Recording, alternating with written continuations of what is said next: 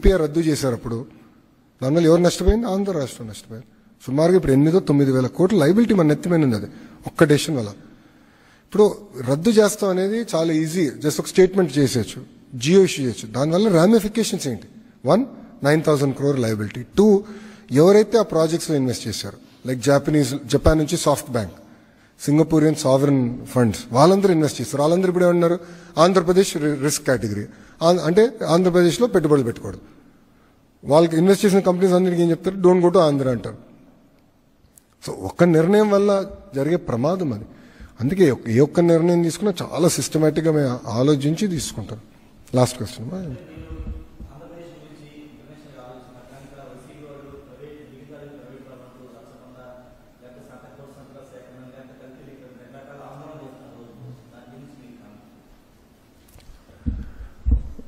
ఇప్పుడు ఎన్టీఆర్ వైద్య సేవ అద్భుతమైన స్కీమ్ అంటారు. What is that scheme? ఎవరైనా నిరుపేద కుటుంబాలకి ఆరోగ్యం ఇబ్బంది ఉందంటే ఒక ప్రైవేట్ హాస్పిటల్కి వెళ్తే ప్రభుత్వ ఇన్సూరెన్స్ ద్వారా రీయింబర్స్ చేసే స్కీమ్. అది అద్భుతం అంటారు. మనం ఏమంటున్నాం? ఇప్పుడున్న మెడికల్ కాలేజెస్ అన్నీ కట్టాలంటే ఆర్థికంగా చాలా ఇబ్బందులు వస్తాయి. ఆ క్వాలిటీ కూడా మనం మెయింటైన్ చేయలేకపోవచ్చు. జనరల్గా ఇబ్బంది ఉంటుంది ఏ ప్రభుత్వ వ్యవస్థలో అయినా.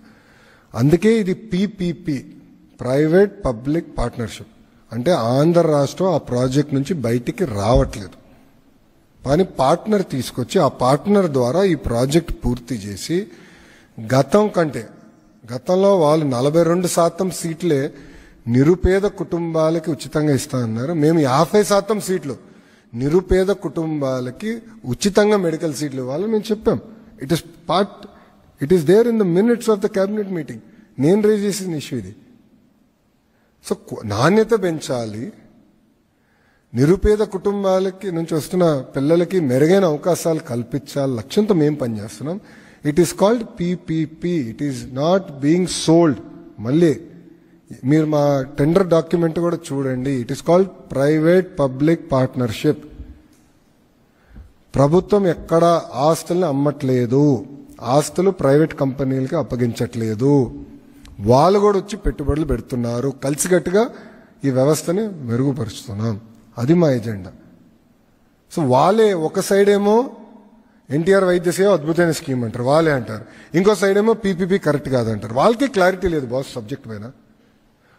పాప వాళ్ళు నిజంగానే జాలి వస్తుంది వాళ్ళు చూస్తే. వాళ్ళ పార్టీకి చెందిన ఒక కార్యకర్త అంటాడు డేటా సెంటర్ మంచి ఇన్వెస్ట్మెంట్ కాదు, దీనివల్ల ఇది వస్తుంది అది వస్తుంది అని వాళ్ళు అంటారు. ఇంకొకడు అంటాడు మా నాయకుడే అప్పుడెప్పుడో కలిసినాడు, వాళ్ళే పెట్టుబడి పెడుతున్నారు, వాళ్ళే ట్వీట్ పెడతారు. అంటే వాళ్ళకే క్లారిటీ లేదు. ఏ సబ్జెక్ట్ మీద మీరు చూసినా వాళ్ళ కార్యకర్తకు కానివ్వండి వాళ్ళ నాయకులకే క్లారిటీ లేదు. So same thing with medical colleges, same పెట్టుబడుల పైన అదే వైఖరి వాళ్ళది. సో అందుకే వైకాపా అన్న పార్టీ ఆంధ్ర రాష్ట్ర ఆరోగ్యానికి హానికరం బాస్.